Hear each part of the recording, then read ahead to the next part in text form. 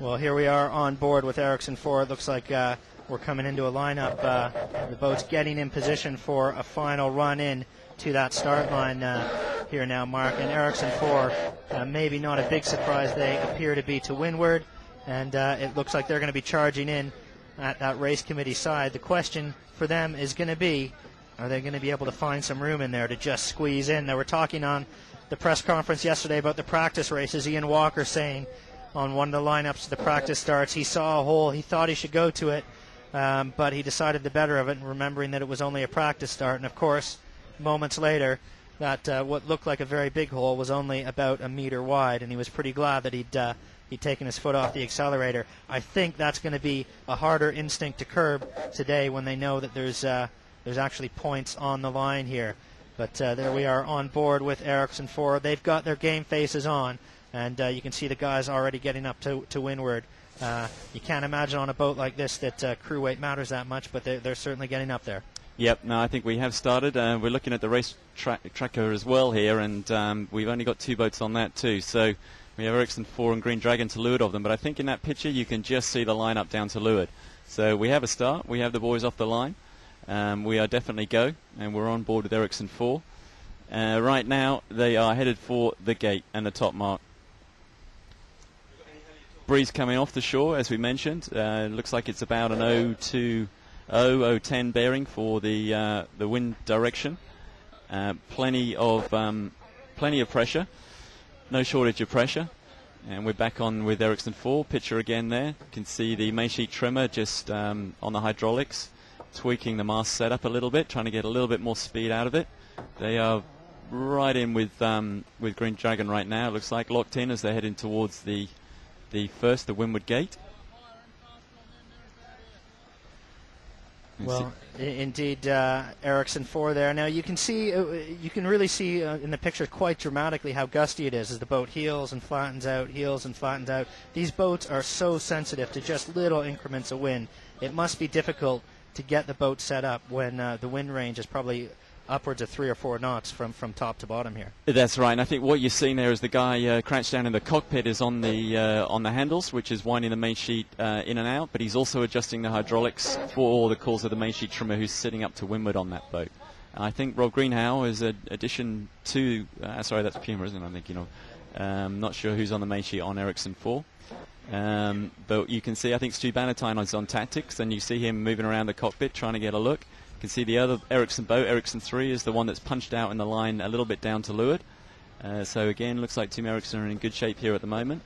Green Dragon, we can see now on the tracker, is tacked away, so clearly they've got themselves blown away by Ericsson 4. They've had to go tack away and go behind. They're not going to make it through the gate on that ley line, on the port tack that they're on. So we have a key thing here is for these guys to keep control. Basically, is to keep control of their lane until they get far enough out to the left-hand side of the course, attack back, and come through the gate cleanly. So now we're on board with Puma. And you can see really getting in close to the shoreline there for Puma already. It's probably exaggerated on that photograph, on that image on your screen, but they are sailing close offshore. And of course, Singapore with those great-sized apartment buildings and towers, boy, the wind is going to be really shifty as they get closer in there. Now, tell us again what the current's doing, Mark, and how this might impact their tactics sailing up this beat. Yeah, the tide is going left to right. It's flowing from the west towards the east, left to right, looking upwind. It's going at about 1.5 knots. There is less tide inshore. I think that top mark is going to be quite close to the beach, and they will be in considerably less current by the time they get to the top mark. We just see Ericsson 4 there has tack. They're clearly they're lined up for the gate there. They're in good shape. Now, in theory, that would give you an advantage to the left-hand side going up the beat. So these guys who are attacking now for the gate are all in the right place. That's the advantage side. But whether or not that slight theoretical tactical advantage from the tide difference will be just completely wiped out by a couple of big puffs and shifts coming from around those skyscrapers is another matter entirely. So I would still be keeping it simple. Whatever the theory says, I would just be trying to do the minimum tacks and jives. It did look there like Puma tacked after Ericsson 4. It looked like Ericsson 4 had control of the bunch there. They were on starboard tack to windward of everybody else. No one could tack until they said so, until they went through the gate. And they will be going through, quite close through the top of that gate. They won't be far from that port hand mark on the gate. So these other guys may be doing a little easing off and reaching down to it once they get close. So we're on board again with Ericsson 4 now. Been quite a long way down to leeward, so there's plenty of pressure here on this boat. A little bit lower than it was probably on the previous tack, so breezes up a bit since the last time we were with them. Trimmer down to leeward again shows you how shifty it is, that it's not worth his weight on the rail. They'd rather have him down to leeward, constantly adjusting the sail, so they're fully on top of it as they go along. Green Dragon we can just see on the tracker, Green Dragon's tack to get back through the line, so that's already 2 tacks for Ian Walker and his boys versus the one for Ericsson 4 and Puma that we've seen tack out here on this left-hand side of the course. Now, Mark, we've said that tacking can be expensive in this boat. Can you quantify that? Can you say in seconds about how much it's going to cost? I suppose it's different depending on the wind strength. It does, definitely. I mean, in Alicante, it was a lot. We thought it was probably somewhere around 40 seconds, at least 40 seconds for a tack. In this breeze, it should be less. The boat should power up more quickly. It should get back to its numbers more quickly. Exactly how much is difficult to be sure about in the studio here. And as I was saying with Ian Moore, it's even hard for the guys on board when they're trying to place a tack tactically to be absolutely sure how long it's going to take to power the thing up again. I mean, when we test this stuff in the Cup, you might do 10 tacks and you'll see an enormous range. Even just a bunch of guys who sail together all the time for 2 years, constantly doing tacking. They'll do 10 tacks for you to do some testing, and you'll see a range probably 30-40% just within those 10 tacks. Well, there you have it. We've got Ericsson 4. We're on board with Ericsson 4 as the first of 2 scheduled import races here in Singapore are now underway. The teams are just through that first gate, so about halfway up the first beat. The race course, 2 laps around a short race course. The total target time for a race, somewhere around 35 minutes from start to finish, probably plus or minus 5 minutes depending on the wind strength and how the current affects these guys. Mark, we're on board with Ericsson 4, and you can see now a big sail coming up from down below, and it's big enough that you need a few bodies on it to get it out. Yeah, I think that'll be going up when they get to this top mark, which isn't very far away. They're just 1 tack away from this top mark now. They just crossed in front of Green Dragon on port, so they were obviously clean ahead. Green Dragon on starboard would have had right away, and Ericsson 4 just nipped across in front, which means that they're now clean. They're clean all the way to that top mark, and I think it's going to put them in really good shape at this top mark for the end of this first leg. Well, Ericsson 4 preparing for what is going to be, no doubt, a frantic top mark rounding. They're going to need to get around, possibly in traffic with the other boats in the fleet, and then, of course, get that enormous downwind sail, the spinnaker, up and drawing and powering. We saw in the import races and also the race start in Cape Town, the import races in Alicante, the race start in Cape Town, we saw some incredible surges of acceleration when they got around that top mark and got the spinnaker up and drawing. These types of conditions, I would imagine the speed differential upwind and downwind is also fairly significant. Yeah, it's going to at least double. I think they'll probably be doing about 10 knots upwind here, and they're going to be doing 20, quite possibly doing 20 plus downwind. So they really are going to start to shift once they get around this top mark. That's going to feature highly for these low lines. It means everything's going to rush up at you very, very quickly. You're going to come around the top mark, and you're going to start to worry about the jibe for the gate for pretty much as soon as you got settled down with the spinnaker up. So things happen fast. It really the tacticians and the navigators really have to keep themselves on their toes. I think we can see Ericsson 4 about to set up to tack here. This will be the final tack. They look like they're in pretty good shape to go around this windward mark. Well, Ericsson 4 now, it does indeed look like they're just about to roll into attack. And if they do, no doubt they are on that starboard tack ley line. So they will have right of way when they approach other boats coming in. But it looks like they're set up very nicely indeed here as they just settle in on starboard tack. The top mark just ahead, I would imagine maybe about a minute and a half away. And they'll be going around that top mark, hoisting the spinnaker and getting themselves set up to come downwind, Mark. Yeah, and I think we've got a cross coming up with Puma. You can just see them on the left of the picture occasionally. Puma can get across ahead here, which they have done. Puma have crossed ahead, so they've come out of that left-hand corner in good shape. So maybe that theory was worth a little more than we thought it might be. But the tide of wind advantage should be on the left-hand side of the beat, and Puma were on the left-hand side of Ericsson 4 going up that beat. They've crossed ahead cleanly. They've got an opportunity to tack in front. We'll get some idea here of how much this tack is going to cost them. Once we see them on starboard, how far they'll go around ahead of Ericsson 4. And we've got Green Dragon also on port, about to tack behind. Remember, they've done the one extra tack, so whatever else happens, they'll be suffering from some kind of penalty. I should just add that the issue with the tracker is the same problem that we can't reach Canute on the water, is the GSM network is just overcrowded and everything's getting thrown off it. We can't hold a call or the position reports coming back from the tracking units on the boats to run the track viewer. So it's all down to the same problem. There's a rather overcrowded GSM network today. Well, there are plenty of people with mobile phones on around Singapore, and maybe a little bit more than anticipated out on the water today because of this import race, the first of 2 scheduled import races here in Singapore. And Puma, of course, now approaching that top mark, looking fairly strong. We're going to see whether anybody else is coming in from the left. But maybe we called that ley line a little bit early there, as I looked to see that looked like Ericsson 4 just tacking off. It did, yeah, and we're just seeing that on the tracker as well. They haven't quite made it. That's the problem that we thought they might have. You know, if you can nail these ley lines and save 2 tacks, it's a big advantage, and that will be expensive. There's no question about that. Those extra 2 tacks, that was a very short tack, so they didn't miss it by much. I think they probably got a little header at the end there. We were looking at Puma and the boy there, going to make it in 1. That's going to be incredibly expensive for Ericsson 4, not getting that final ley line right. Puma have done 2 less tacks. That's probably anything up to a minute 20 probably advantage. We can see they're well clear now and they're gone. Puma are going to be launched around this first mark. At the moment, it doesn't look like there's anybody else between Ericsson 4. Here we have the rest of the fleet, Delaloi coming in at the back, and we're getting a much clearer idea there. I think it's Ericsson 4 going left to right out of the picture now. Ericsson 3 behind them, and they are in a battle with Green Dragon, I think. And we have Delaloi next. Delaloi look like they're at the back of the fleet. In fact, no, sorry, that's Green Dragon now crossing in front of Delta Lloyd there. So we have, we're not sure if Delta Lloyd is at the back, but we definitely have both the Ericsson boats, one of the Telefonica boats, and Green Dragon in front of them, along with Puma, who are leading. Well, there we do have Puma indeed. And there's Delta Lloyd tacking onto that ley line, but we at the front of the fleet, we think we've got Puma, and we might have a connection now with Canute. Canute, are you there? Yeah, I'm here. Can you hear me, Peter? Hey, we can hear you. Fantastic. No.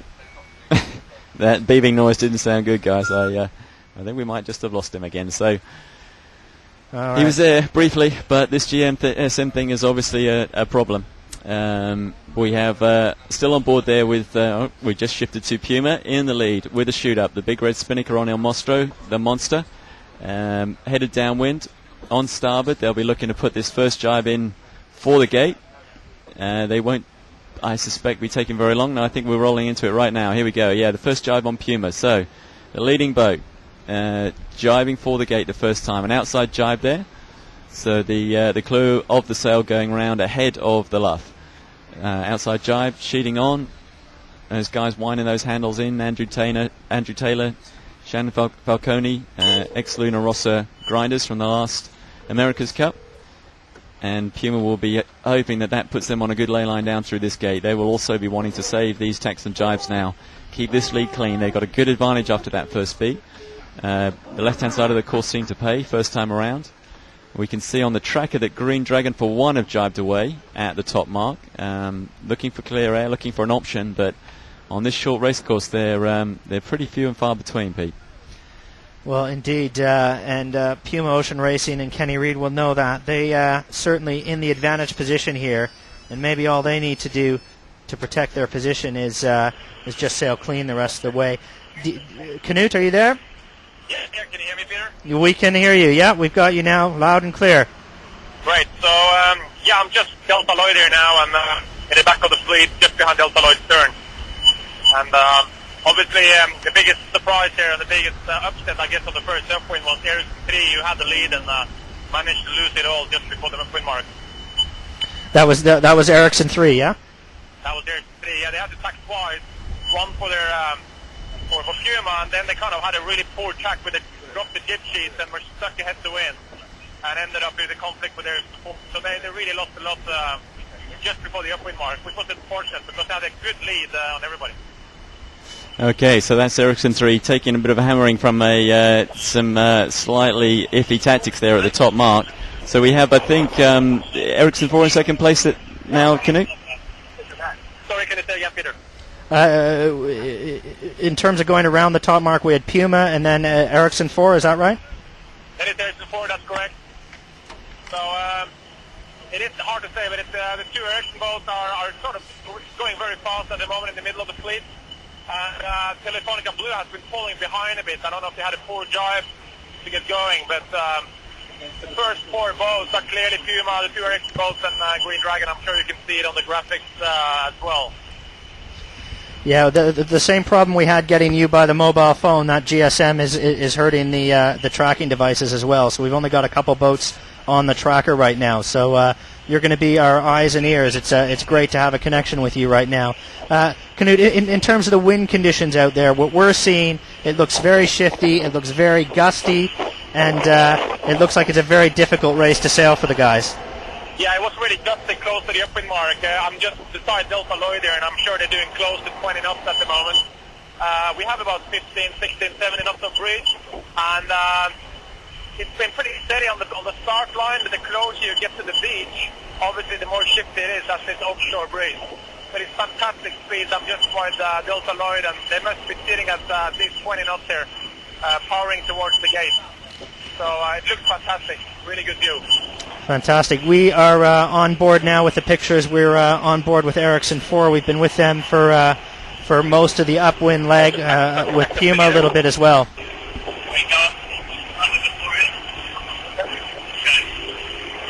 Okay, and Ericsson 4 now, they've made at least one jibe on this downwind run. They're coming up to that gate now. Puma very close as well, and Mark, it looks like Green Dragon is going to be a little bit tricky here. They're going to have to do a jibe to squeeze through that gate. It certainly looks like it on the tracker, and I think they're going into the jibe right now. So they are going to jibe to starboard, and they're going to have a cross with Ericsson 4 here, I think, who are on port. So you can just see the boy on the picture there to the left of Ericsson 4. They're sneaking through the gate right now, and it looks like they're clean ahead of Green Dragon, who will be jibing and crossing behind them. So yeah, these front four boats of Puma, the two Ericsson boats and the Green Dragon boats, there's quite a battle going on here. These guys are all pretty close to each other right now, with the exception perhaps of... Can you tell us a little bit about the two Telefonica boats? We haven't had a chance to catch up with them very much in this race. Well, we have now a crossing with Ericsson 3 and Telefonica Blue, and I tell you, Telefonica Blue is probably just going to make it ahead. So they're just crossing ahead right now of Ericsson 3. So they have been gaining up quite a bit of distance, and they're crossing ahead of Green Dragon as well. So the third boat at the moment will be Telefonica Blue, and looks like Green Dragon is just trying to soak to get down to the mark. But the interesting thing is the breeze has suddenly dropped in the middle of the race course. So a lot less wind in the race course than it is on the upwind mark. And it's going to be interesting because Puma as well has really slowed down, and you can see that Ericsson 3 and Green Dragon are heading out to what will be their right side of the course, and it looks like it's more wind there. So I think right now a lot of things can change. We're on board with Puma. The picture just freezing for a moment there. They were just about to roll into a jibe, and it looks like they're just about setting themselves up for the leeward gate with Puma. Is that right, Knut? Yeah, that will be pretty much right. I would say that Puma will probably make the gate there from where they are, and they have a considerable lead. It looks to me that they have been sailing away from Ericsson a bit on this downwind leg, but it's difficult to see exactly. But interestingly now is that Ericsson 3 is choosing the complete opposite side of the race course, going all the way out to the lay line on the other side, Green Dragon in the middle, and then Puma, Telefonica Blue a little bit closer to the line that the Ericsson 4 have chosen. But I can see I'm just behind Puma right now, and they are basically pointing straight at the mark, so they will head for the right mark when they are heading downwind. All right, and we're on board now with Ericsson 4, and we can see them coming downwind towards them. Puma quite some distance in front of them. It looks like a good lead for those guys at this stage.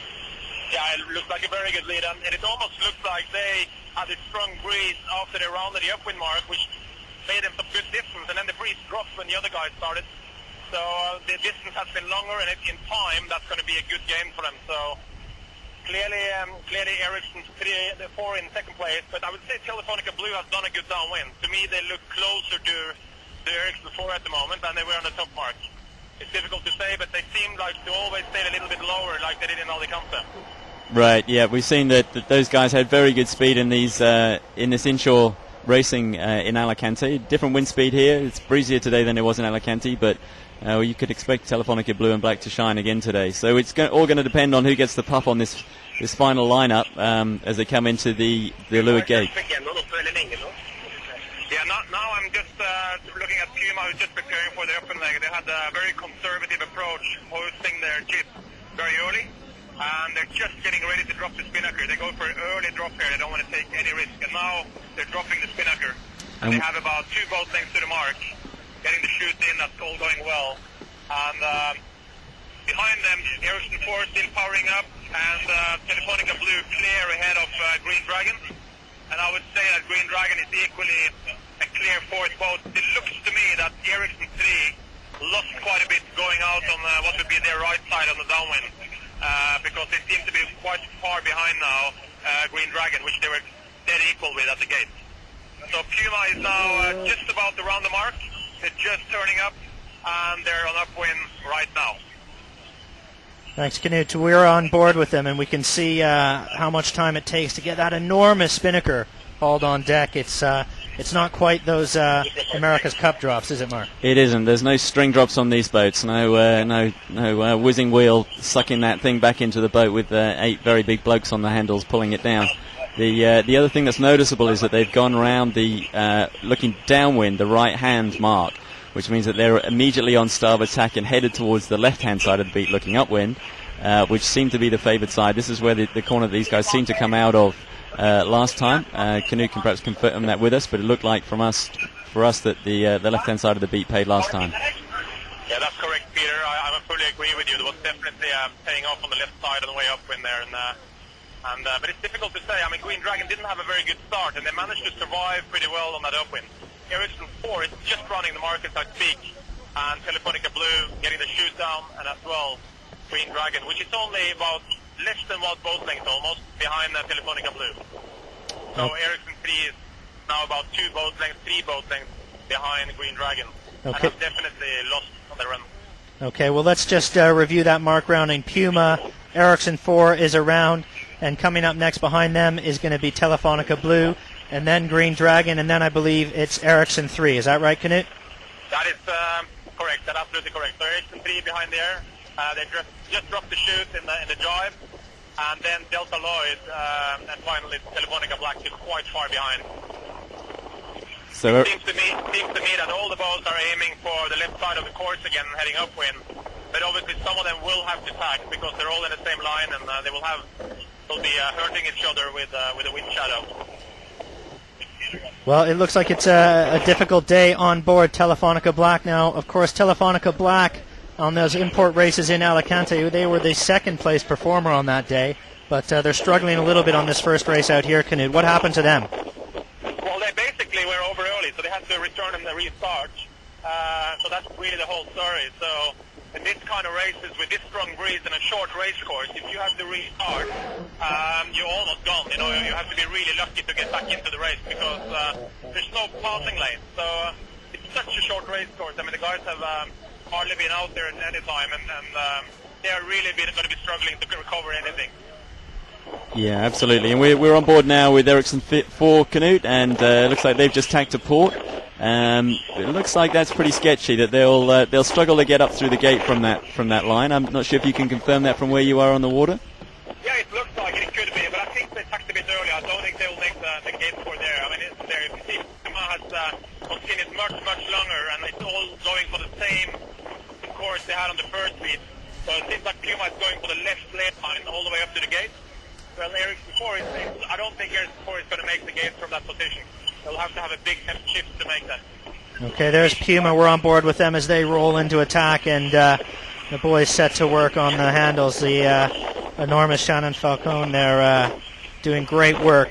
And it looks like, are they going for a sail change there, Mark? Or is that no, that's the daggerboard coming up. That's the daggerboard coming up. That's correct. It was interesting to see how slickly that daggerboard went down just before the tack on the windward side, and came back up on the new windward side once they'd tacked over. It was pretty impressive, and again reiterate that these guys are going for the minimum tax option here. They've just basically sailed out to the point where they have a clear, comfortable ley line through the gate, and then they've tacked. Ericsson 4 haven't been able to hold that strategy. They were getting dirty wind from... Sorry, Puma haven't been able to hold with that strategy. Ericsson 4. I'm getting very confused. Ericsson 4 haven't been able to hold out that strategy. They had to tack off early, and they are going to have to do the extra tack to get through the gate. Well, we're on board with Telefonica Blue now as they just complete attack as well. The guys on Telefonica. And Knut, the wind looks like it's up again down there. There's plenty of breeze for these guys right now. It is plenty of breeze, and I think we are seeing a shift. To me, Puma really looks bow down on port tack, and as they are sailing towards the gate. So that's going to be interesting because Ericsson 4 was the first boat to tack, and it's now the boat that's furthest to the right of the race course. And certainly the breeze is up. I would say we have more breeze now than we had on the first fleet. Probably something in the range of 16, 17, 18 knots of solid pressure. So that's going to be an interesting downwind leg afterwards, definitely. Okay, there's Telefonica Black. My mistake. We are on board with Telefonica Black. You can see Pedro Campos coming in and steering the boat for this import race there as they roll into attack and just start to head upwind there. Telefonica Black struggling over early at the start, trailing the fleet right now, and they'll be looking to at least, maybe with a bit of luck, they'll be able to pick off Delta Lloyd. That would make the Spanish racing fans happy. But of course, Delta Lloyd's got that Spanish weapon of Guillermo this time, Mark. That's right. Back on the boat after leaving Team Russia. And still on here with Telefonica Black at this stage on starboard, now switching to Ericsson 4. And we may expect, these guys have had to tack. They're back on starboard, so they've had to tack for the gate again. So they're already a tack up on Puma. We can see that on the tracker as well. Green Dragon also going out to the right-hand side on port. They'll have to do the extra tack too. And it looks like Ericsson 3 on starboard will also not get through the gate on that tack and will be doing an extra tack. So this is really just handing the advantage to Puma here, that these guys are doing a lot more tacks, trying to get clear lanes, trying to get clear air, and it gives Puma the advantage to sail away. Now, the only thing that might upset that is this slightly random, gusty, shifty breeze that could hand a big lift to someone on one side of the course, and that simply outweighs the disadvantage from the tacks. But I think we saw Puma come across pretty comfortably ahead of Ericsson 4. They may be a little bit closer, Knut. Ericsson 4 to Puma there, do you think? Well, I mean, Ericsson 4, I think the distance is pretty much the same. Puma just tacked now on top of Ericsson 4. They're both on starboard, and they're both, I would say, inside the ley line. So I think Puma took a loose cover, really controlling Ericsson 4 quite nicely, and they're sitting at least 3-4 boat lengths to weather of Ericsson 4, and I would say 2 boat lengths forward. So they have a very, very good position where they're quite secure. I mean, nothing's going to really happen here. It's going to be very difficult for Ericsson 4 to get much closer on this upwind. So that's a nice cover. The interesting thing now is going to see the distance between Green Dragon and Telefonica Blue. I'm just to leeward of Telefonica Blue. Do some touch, and they're approaching the same line as E4 just crossed ahead. And we have Green Dragon on starboard. And to me, Green Dragon looks really bow up on starboard. They really look bow up. And it's going to be very interesting to see how they do compared to Telefonica Blue. I will say that they're really, really close. So that would be a great upwind for Green Dragon if they haven't managed to catching up at this. Okay, let's just review the positions going through that leeward gate. Puma, well, they led at the first mark. They maintained that lead around the first lap of the race course over Ericsson 4. Then it was Telefonica Blue. Green Dragon, as we've heard Knut just say, is charging hard, trying to catch up to the third place Telefonica Blue. Behind them, Ericsson 3, then Delta Lloyd and Telefonica Black, as the leaders now approaching and through that gate, about halfway up between the gate and the top mark for the second time. After that, they'll round the top mark, and then it's just back down to the finish line. Hi, Knut. Sorry, Peter, to break in there, but it's almost a collision here between Telefonica Blue and Green Dragon. They just tacked ahead of them, and Telefonica Blue could not cross the head of Green Dragon. They could not cross it. So they just tacked just in front, I would say half a boat length, and just to leeward. And that's going to be interesting because they won't be able to tack now. So Green Dragon can be really push Telefonica Blue far out of the ley line on the left side. So that's a great effort from Green Dragon. They have really pushed hard, and they gain on the right side of the course. And obviously they have picked up a lot of distance. So they really have a good control on Telefonica Blue there. And no one is actually laying the mark at the moment. They all have to make a tack. Well, there's Good information from the race course as Green Dragon using that starboard tack advantage.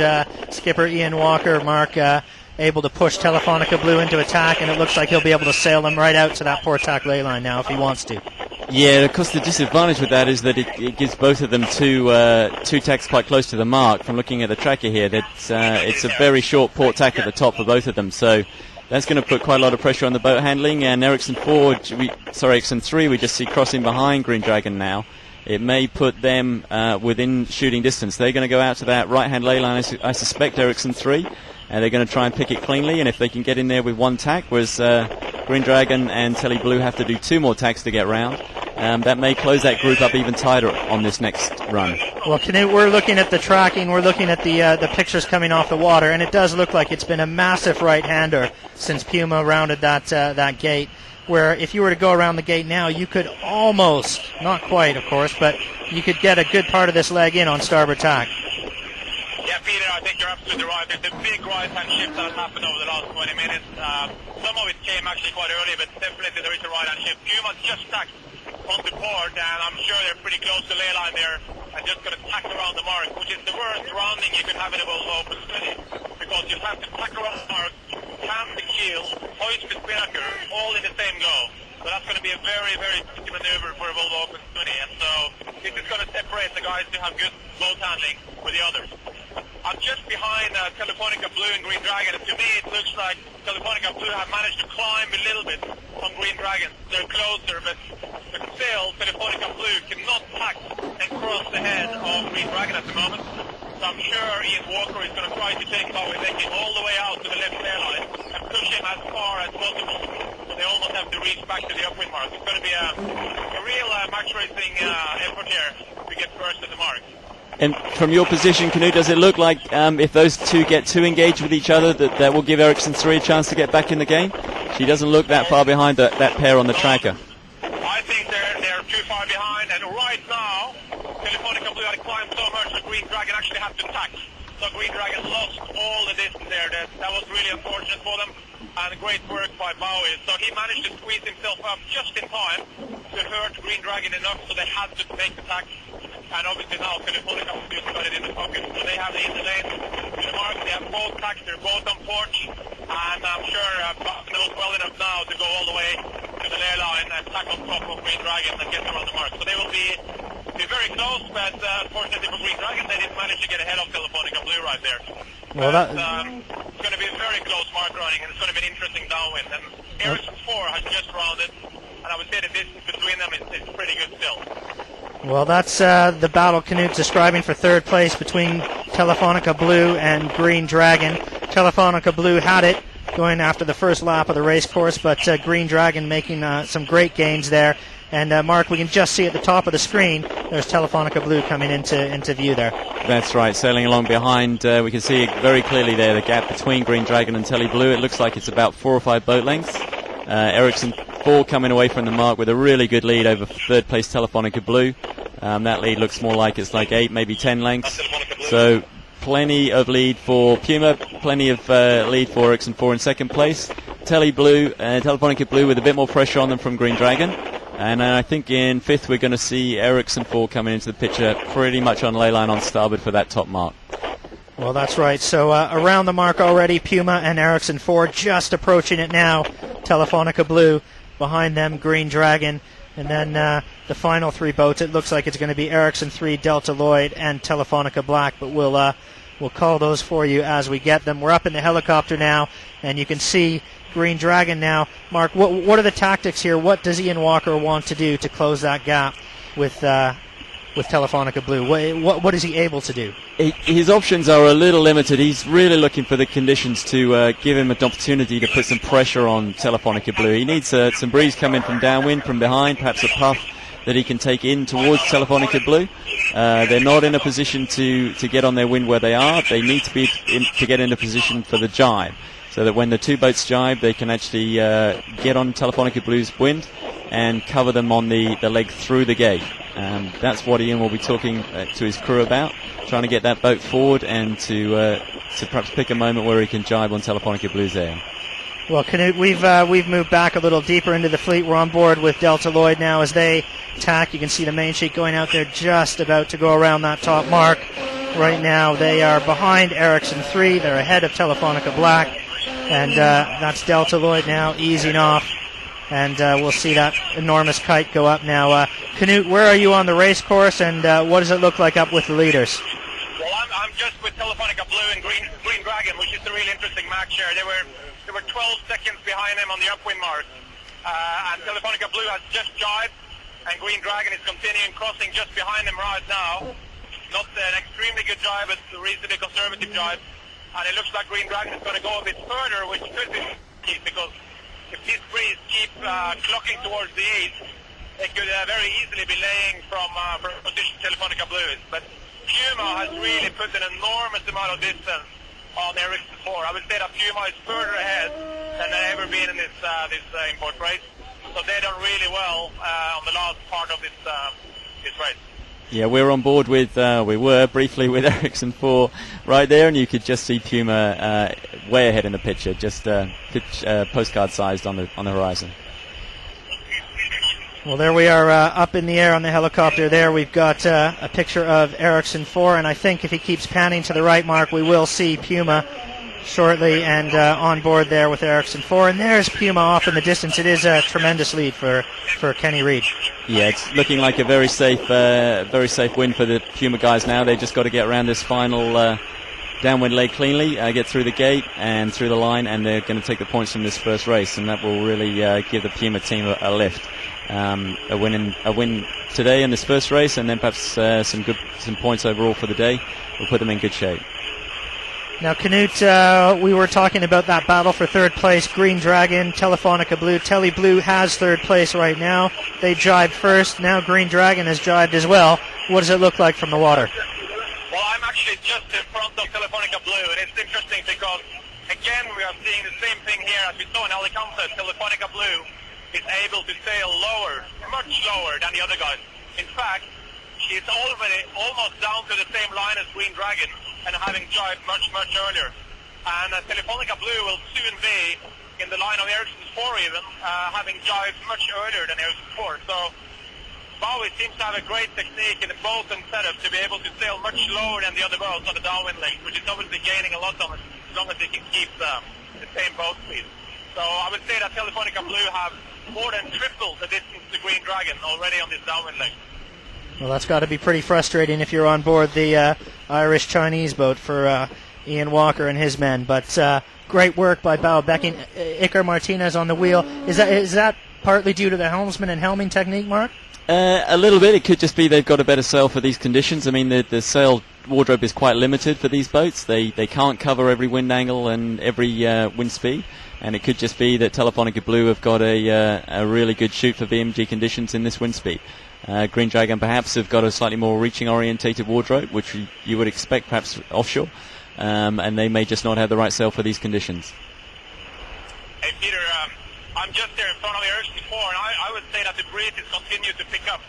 I think we have more breeze now than we ever had, and it's really blowing out there. It must be 20 knots solid at the moment. And one nice observation we saw in Alicante was that Telefonica keeps racing with their mast much more upright than the other boats, and they keep doing that here as well, and that's probably going to help them quite a bit to soak. But now the breeze is quite strong, so I'm still surprised that the other teams are not able to keep the same course as them. It must be at least a solid 20 knots there. And interestingly, the boats are now both Ericsson 4 and Telefonica Blue are heading straight towards the huge oil tanker, which is positioned just on the left side of the course if you look downwind, and Ericsson 4 has to jibe there. If not, they'll get really close to the tanker. So Ericsson 4 just jibed in front of the tanker, and they'll have Telefonica Blue jibing pretty soon as well, unless they want to go around it, which I think I'm sure they won't do. Telefonica Blue is getting into the jibe right now, and actually jibing just in the line of Ericsson 4, and they have definitely been catching up some distance. Okay, well, we were just on board with Puma there as they went into their, what no doubt is their final jibe for the finishing line. And we're on with Ericsson 4 now, Knut, but it looks like it's been a great race by the guys on Puma. Yeah, so Puma has crossed the finish line definitely, and they're winning. And now we have Green Dragon powering along and crossing just behind Telefonica. So depending on who makes the best drive, and if Telefonica Blue is able to lay the finish line, they'll be pretty safe there, I would say. So it's going to be close, but certainly Telefonica Blue has quite a few boat lengths on Green Dragon. Green Dragon is just driving now, just in the line of Telefonica Blue, and seems to be having a reasonably good drive, but it's too far of a distance to Telefonica Blue. Okay, well, you're watching the first of two scheduled import races here in the Volvo Ocean Race in Singapore. We've seen Puma Ocean Racing, skippered by Kenny Reed. They've won race one, but the rest of the placing still to be determined. Mark, we're on board with Ericsson 4. They look very safe for second place here. Yeah, I think they're just lined up to go through the line here. The body language on board, there's a guy strolling up to the bow. Looks like they think they're pretty comfortable. They're about to cross the line.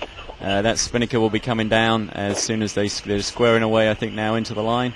And they'll be crossing to finish second quite soon.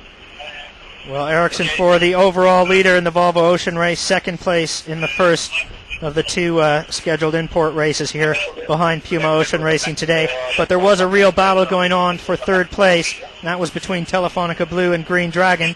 Knut, how does that look? Well, I'm just at the finish line right now, and I can tell that Telefonica Blue has this easily in the pocket. They're just 3 boat lengths away, doing about 20 knots towards the line, and they will have it easily. So it's going to be third place for Bowie and his boys, and then equally clear fourth place for Green Dragon.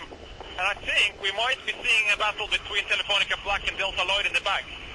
It seems like Telefonica Black has been catching up some distance, but I'm a bit too far away from them to see it. Maybe you guys can see something on the tracker. Okay, well, we'll check in with you as we'll let them come down to you at that finishing line there. But reviewing so far, we've got Puma in Ericsson 4 in second, and it's going to be Telefonica Blue, Green Dragon. They're not finished yet, but they're getting very close. And behind them, Ericsson 3, they've had an interesting race, Knut. They looked very strong early, but they faded near the top mark that first time. Yeah, that was really unfortunate for those guys. They had to make 2, or I would say even 3, really unnecessary tacks, which was a tactical blunder. And if they had avoided those tacks, they would have been up there either leading or being second. Okay, well, Ericsson 3 looks like they're going to be safe for fifth place. Maybe a bit of a battle going on between Delta Lloyd and Telefonica Black. Telefonica Black, they were over the starting line early. They had to return and restart, and as we mentioned earlier, in a short course race format like this, that can really kill you. And they've really been fighting hard to get back into it. They're challenging Delta Lloyd now, and this could be the closest part of the race between these last two at the back of the fleet, Knut. Yeah, Telefonica Black just jived right there, Peter. So they're on starboard jive. And to me, it actually looks like they're going to be ahead. And then Delta Lloyd jive as well on top of them. So the big question now is if Delta Lloyd is able to lay the finish line. Telefonica Black had a very good jive. They set the chute right away. While I say Delta Lloyd is struggling. They're still not having the chute filled. So quite a poor jive from Delta Lloyd, and they're going to lose a lot of distance there. Now they have the chute filled, and that took them 5 seconds too much. And 5 seconds with no speed, you can't afford that with this kind of wind speed. So I think we're up for a really interesting finish here. Yeah, we're on board with Delta Lloyd right now, Knut, and everybody could see that that's pretty average jibe there, the distance that they've lost. We don't have Telefonica Black in the picture, but from what you're saying there, it's Wimbledon ahead. Yeah, I'm a little bit far away actually, because we're going towards Puma and the other boats to replace their positioning units so we get all the tracking running. But to me, it looks like Black's ahead, but we still have to wait a little till they get closer to the line. Okay, well, we'll keep our eye on that. Meanwhile, we are on board with Delta Lloyd. Ahead of them, well, we know Ericsson 3 is there, and Ericsson 3 looking safe for fifth place in this first of two scheduled import races. But the battle here is for 6th and 7th, and Delta Lloyd had it. Telefonica Black wants it, and it looks like Pedro Campos on the wheel of Telefonica Black. They might just be able to squeeze ahead. I think, Mark, is that them just in the bottom frame at the left of the picture there? It does look like Telefonica Black have got this. To me, from this angle on board, riding on board with Delta Lloyd, it looks like Telefonica Black are Telluride and ahead, and that's a pretty safe position in these conditions. They look like they're going to come into the line in 6th place. Well, that'll be a tough break for Delta Lloyd. They are currently trailing the fleet on the overall leaderboard, but we did speak at the top of the broadcast about the challenges of of starting your Volvo Ocean Race campaign about a month before the start of the race. It's not too surprising, I suppose, but it doesn't make it any easier to take if you're one of the guys on board. You can see in the middle of your frame now on board with Delta Lloyd, I think that's Guillermo Altadil. He sailed with Team Russia on the first leg. He went back home. Yeah, Canute? Yeah, the Telefonica Black is crossing the line first. Definitely they're clear ahead. And they made some really good games that downwind. So that's we got Telefonica Black here about 2 boat lengths ahead of Delta Lloyd. So that's the final score of this first import race. All right, thanks, Knut. We're on board there with Telefonica Black. So a good performance by Pedro Campos, Fernando Echevarri, and the guys on Telefonica Black to salvage at least an extra half point by overcoming Delta Lloyd on that final run. So just to review the first race of 2 scheduled races today. Puma, Kenny Reed, skipper Kenny Reed, winning the race over Ericsson 4. Telefonica Blue preserving 3rd place. Then it was Green Dragon, Ericsson 3. And we just described to you how Telefonica Black was able to come back and salvage a 6th place finish ahead of Delta Lloyd, Mark. That's right, and yeah, good work from Telefonica Black. I mean, going over the start and having a return and then catching even one boat is pretty impressive on such a short course. So they should be well pleased with that 6th, even though I'm sure they'll be pretty disappointed with getting over the line early. But a good result for those boys after a disastrous start. Okay, well, it sounds like we just lost Canute out on the water there. Now, we have been suffering some fairly serious challenges with the GSM network here today, unfortunately, and it has affecting our ability to get commentary from Canute and also to get the tracking working on the GSM network as well. That's been our challenges. We are going to work on that. Canute, are you with us again? Yeah, I'm with you again, absolutely. Okay, fantastic. Now, listen, can you tell us what Bill O'Hara, who's running the racing here today, is planning in terms of a gap between the 2 races? Well, I think we're planning to get the next race going as quick as possible. So the plan is to have 20 minutes from the last boat across the finish line. So you're looking at basically an 18 minutes, 17 minutes from now. We'll have the new 10 minutes gun off and then get going again. We have fantastic conditions. We've been here in Singapore for 4 weeks, and I don't think we have ever seen more wind than we have today. So it's really a great day to run racing out there. Well, it certainly looks like it. So if that's the case, it looks like probably about a 14:30 local time for the warning signal, and 14:40 for the race start. That's unofficial, of course. We'll wait to get the official word from the race committee. If you're following us here on VolvoOceanRace.tv, we're going to take a short break right now. We're going to come back on the air live at 14:25 local time. That's in about 12 to 14 minutes. And we'll set up race 2 for you then. But make sure you tune back in. We're just going to take a short break, and we'll be back in about 12 minutes. You've been watching the Singapore import race here on VolvoOceanRace.tv.